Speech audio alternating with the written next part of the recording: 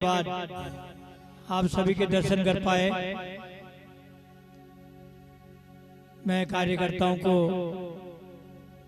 बहुत बहुत साधुवाद देता हूँ कि इस मौके पर आपने हमें बुलाकर हमारा स्वागत किया, सत्कार किया। इसके लिए बहुत बहुत आप बधाई के पात्र हैं। बहुत बहुत धन्यवाद। हमारे इस राजस्थान में और हाड़ौती संभाग में बूंदी की राजधानी थी और दूसरी राजधानी थी गागरा। कथा का इतिहास प्रारंभ कर रहा हूँ। 3-4 घंटे की कथा है। जरा ध्यान देके अगर सुनोगे तो आपको इतिहास के बारे में मालूम पड़ेगा, जानकारी मिलेगी।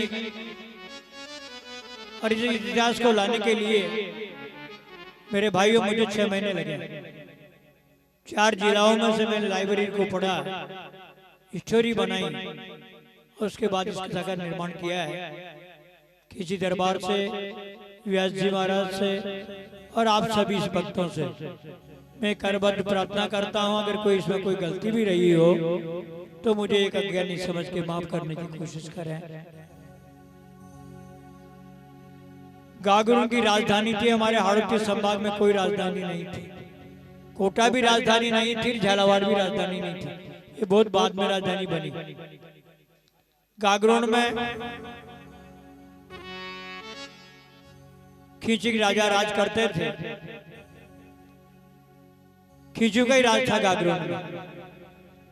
लंबे असर से चला, बड़ा लंबा चौड़ा इतिहास है गागरों का। मैं उस पर न जाकर उस चीज पे आना चाह रहा हूं जिसके हम महमल मोती सिंह जी की कथा को प्रारंभ करने जा रहे हैं। इस महू क्षेत्र में 3-4 ऐसे लुटेरे पैदा हो गए थे, बड़े बदमाश पैदा हो गए थे और उनका इस पूरे एरिया में आतंक फैल गया था। राजधानी गागरों की थी। उस आतंक को समाप्त करने के लिए जो अचलदास जी खींची महाराज थे, तो दरबार थे गागरों के, अचलदास खींची जी महाराज नाम था उनका। उन्होंने अपने पुत्र धीरज देव को भेजा और कहा डाक संघ में महू क्षेत्र में जाओ और जाकर के उस आतंक को समाप्त करो। अचलदास खींची राजा का पुत्र धीरज देव 1400 ईस्वी के आसपास यहाँ महू में आया। भाइयों मैं आपसे निवेदन करूंगा, मैं देख रहा हूं सभी को आप बातें ज्यादा कर रहे हो।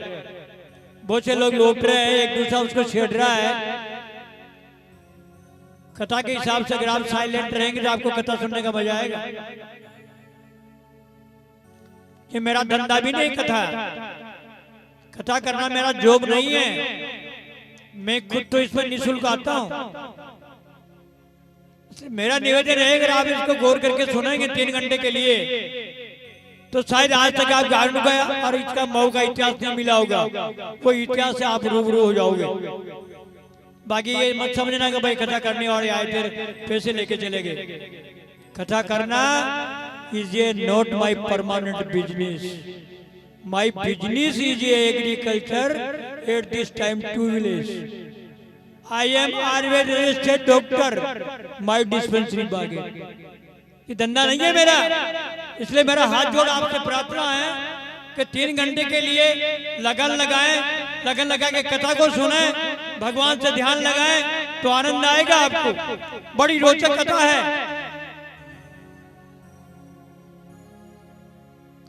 अचलदास जी खींची महाराज के पुत्र धीरज देव जी यहाँ महू में आए और 3-4 लुटेरे बदमाशों का जो आतंक था उनको मार गिराया। आतंक से एरिया को मुक्त किया और धीरे धीरे वो धीरज देव जी के दिमाग में ये बैठी कि क्यों न मैं इसको एक छोटी राजधानी बनाना। और इसी विचार से, इसी प्रयोजन से धीरज देव जी ने 1468 ईस्वी के समथिंग यहाँ पर अपनी राजधानी की स्थापना की। धीरे धीरे विस्तार किया इसका और कुछ समय बाद यहाँ महल का निर्माण करवाया। जो नदी के किनारे आपको महल नजर आता है जिसको मोती सिंह महल बोलते हैं, 175 फुट लंबाई है इसकी, 63 फुट ऊंचाई है, 3 खंडों में विभाजित है महल। नीचे के खंड में इनकी कुल देवी थी माराता देवी, जो उसका मुख्य स्थान तो अस्नावर के पास है, लेकिन राजा के पूरे परिवार डेली दर्शन कर लें, इस प्रयोजन से खींची दरबार ने वहां माता राता देवी का स्थान बनाया जो पहले तल में है। दूसरे तल में जब ऊपर जाते हैं तो भव्य महल बना हुआ है, जिसमें मोती सिंह जी वगैरह ये जितने भी राजा हुए वो विराजते थे। सामने एक तबारा बना हुआ है जिसमें खींची दरबार की मूर्ति बनी हुई है। इस साइड में 4 तहखाने हैं जो हमें उस क्षेत्र के लोगों को भी मालूम नहीं था कि यहाँ तहखाने हैं, क्योंकि जब ये वीरान हो गए थे, ये टूट चुके थे, उससे में वहां मिट्टी गिर चुकी थी। योग संयोग की बात थी, खींची दरबार की कृपा हुई। 2005 में इन्होंने मुझे सरपंच के पद से नवाजा, तो मेरे दिमाग में आई कि इस जगह का पुनर्द्वार होना चाहिए।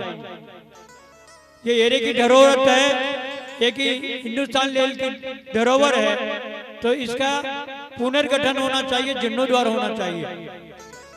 कोशिश करी मैंने, लोगों का साथ भी मिला। पुरातत्व विभाग में वार्ता करके 2006 में मैंने इसको पुरातत्व विभाग को दिया। मैडम का राज था, बीजेपी का टाइम था, मैडम ने भी वो पास किया, पैसे स्वीकृत किए, और 2004 से 2006 से मेरे सरपंच के काल से इसका निर्माण चालू हो गया, जो आज तक चल रहा है। करीब 7 करोड़ रुपए इसमें लग चुके हैं, अभी काफी रुपए लगना बाकी है। गार्डन वगैरह बनना है, रेस्ट हाउस बन चुका है। इस प्रकार ये जो अभी उनका जो निर्माण दोबारा किया गया, उनके नक्शे के मुताबिक किया गया। गढ़ के नीचे उतरने के बाद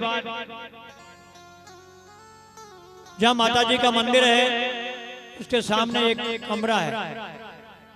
उस कमरा में 11 भाइयों का स्थान है, जो इनके पूर्वज थे 11 भाई। कुछ मैं आपको उनमें से नाम बताऊं 11 भाइयों का। पहले थे तंवर सिंह जी, दूसरे नरवर सिंह जी, तीसरे बुद्धे सिंह जी, चौथे लक्ष्मण सिंह जी, 5वें भैरव सिंह जी, 6ठे करण सिंह जी, 7वां अमर सिंह जी, 8वां लाल सिंह जी, 9वां रतन कुंवर जी, रतन सिंह जी, 10वां देवी सिंह जी, और चौथे थे केसर सिंह जी। आखिरी ये मोती सिंह जी महाराज के पूर्वज थे। मोती सिंह जी जो आखिरी दरबार हुए, इनके भाई न हो, ये इनके पूर्वज थे। उनका स्थान उस कमरे में दिया गया है, 12 भाई वहां पूजा रहे हैं। नीचे का जो तबारा बना हुआ है वो इनका बेटे का कक्ष था। नीचे आने के बाद एक सेठों की हवेली बनी हुई है, जो एक नगरपति सेठ था, यहाँ उनका एक लड़का था, लड़का का नाम था निहाल चंद। वो मोती सिंह जी के कंवर का, रतन कंवर का आगे किस्सा आएगा इसका, उसका अच्छा मित्र था ये। 7 परकोठे में महल बना हुआ है। महल के 7 परकोटे थे मेरे भाइयों, 7 दरवाजे थे, जिसमें से 400-500 भी मौजूद हैं। नदी के किनारे तक 2-3 वीरान हो चुके हैं। वो हमारे उस डिजाइन में आ गया है। जब इसका काम दोबारा शुरू होगा तो वो सारे दरवाजे तैयार हो जाएंगे। इससे आगे ये शॉर्ट में स्टोरी इसलिए बता रहा हूँ, आगे गाइड में आएगा, अच्छी शैली में आपको कथा मिलेगी। लेकिन जो मैं गाँव बताऊं उसके बारे में आपको अगर जानकारी पहले मिल जाए तो आपके समझ में जल्दी आएगा, इसलिए निवेदन कर रहा हूँ। आप बालू से करीब आधा किलोमीटर आगे, आधा किलोमीटर से भी कम जगह है, एक भक्तों की बावड़ी बनी हुई है। बड़ी भव्य बावड़ी है, कभी महल में पधारो तो बावड़ी के दर्शन जरूर करना।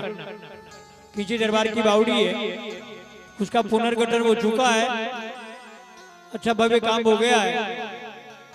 और इसमें मंच के माध्यम से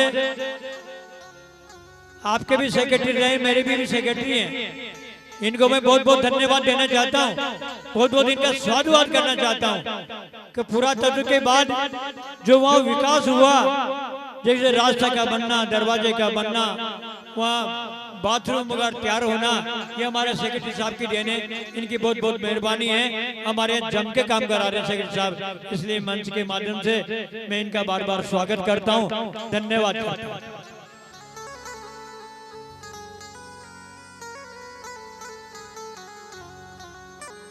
यहाँ से कुछ आगे चलने के बाद गणेश जी का मंदिर आता है। महल से ऊपर हनुमान जी का स्थान है, जो दरबार के टाइम में बना गया था। 6 छतरी की, 6 खंभों की छतरी थी, वो थोड़ी खंडित होने की कंडीशन में आगे जी पुरातत्व में नहीं आया।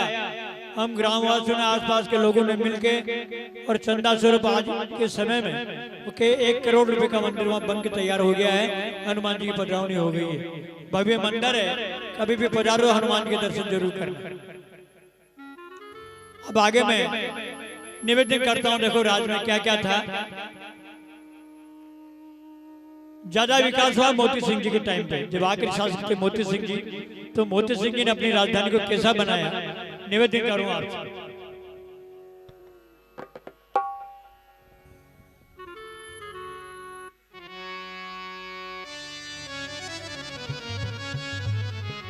अज मोती सिंह मबू का राजा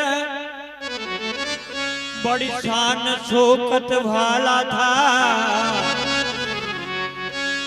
मऊधरा का हर रजकण गौरव की गाथा गाता।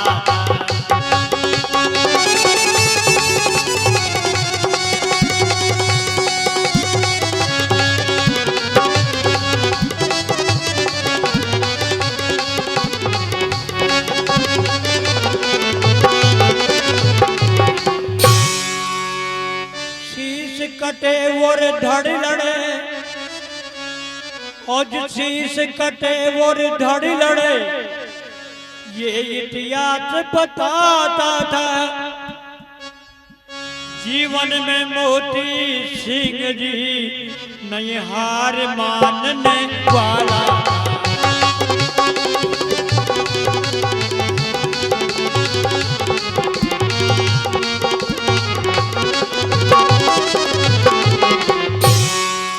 तट उजाड़ मोती महल राजघाट भव्य बनाया था।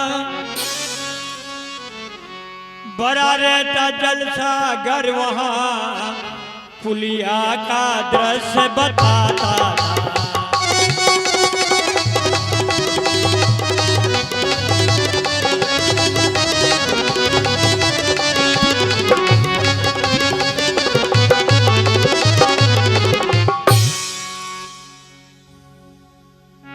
वैभवशाली दरवाजा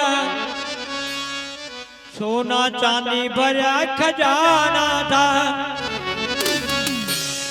भारी फौजा मंत्री संतरी ये राज कचहरी दर खाना।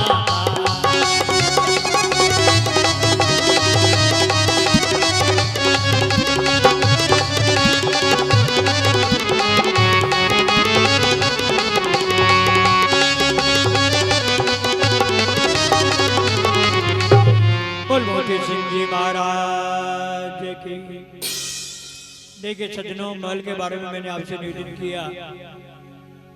महल से जो पश्चिम साइड में नदी बह रही उजान माता, महलों के साइड में दरबार के द्वारा उस समय बड़ा एनीकट बनाया गया था, जो जल सागर भरा रहता था वहां पर। जब डैम का काम शुरू हुआ, जब उस एनीकट को तोड़ा गया है, उसका खंडर अभी भी मौजूद है। फिर छोटी पुलिया का निर्माण हो गया, और अब राज्य सरकार ने, जो सरकार गई गहलोत जी की, इनके प्रयास से, सूरज जी के प्रयास से आज हमारे यहाँ बड़ी पुलिया का निर्माण हो रहा है, ब्रिज बन रहा है। उस समय में जलसा के भरा रहता था। आगे क्या क्या बना है राज में मोती सिंह जी से मैं निवेदन करूं। अज भगतन की भव्य बावड़ी, अमृत जैसा जल भंडार, अंदर सुंदरी बने झरोके, कला करती से कर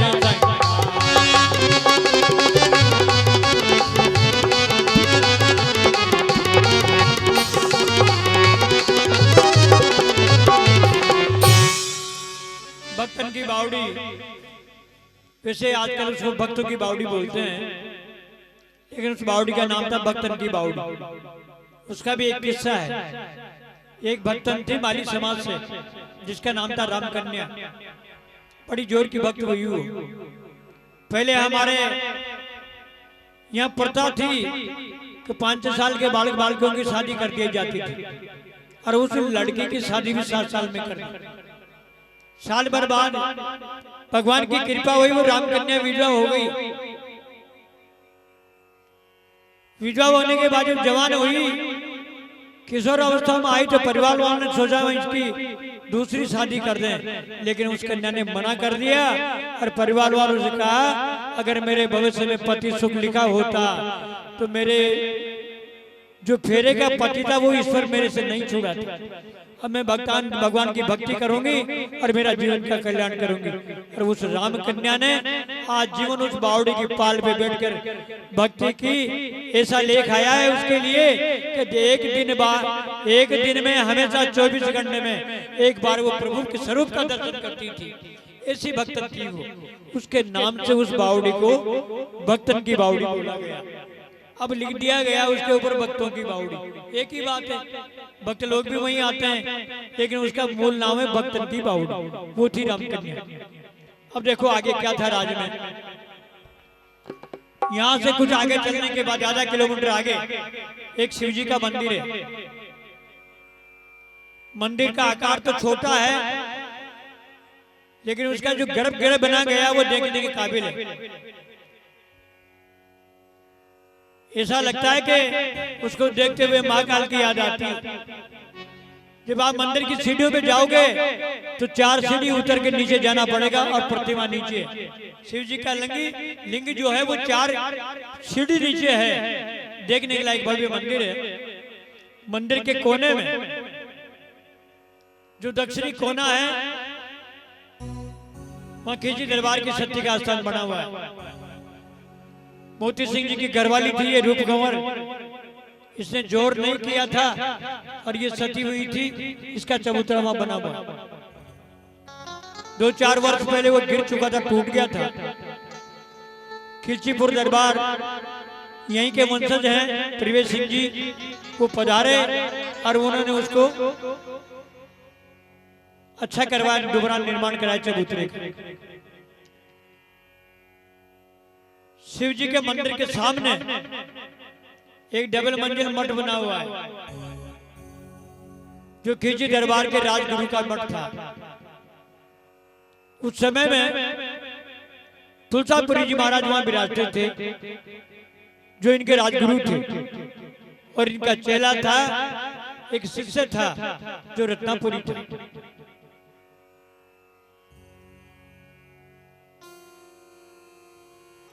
मठ छावनी नागांवों की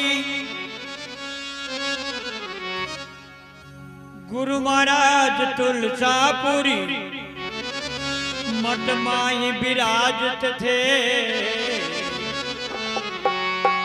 रत्नापुरी से उनका जो चाकर सदा बजाते।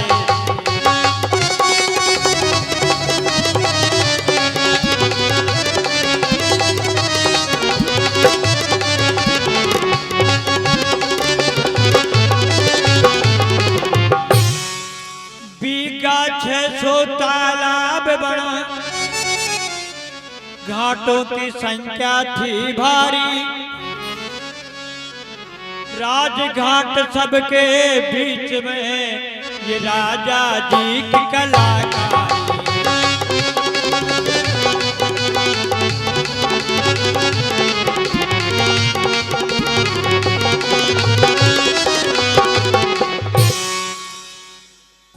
इसी महल से 1 किलोमीटर आगे गांव मोरदा के सामने और राजपुरा से पश्चिम में एक बहुत बड़ा तालाब का निर्माण करा गया था, जिसका आज वर्तमान में 600 बीघा का रकबा है।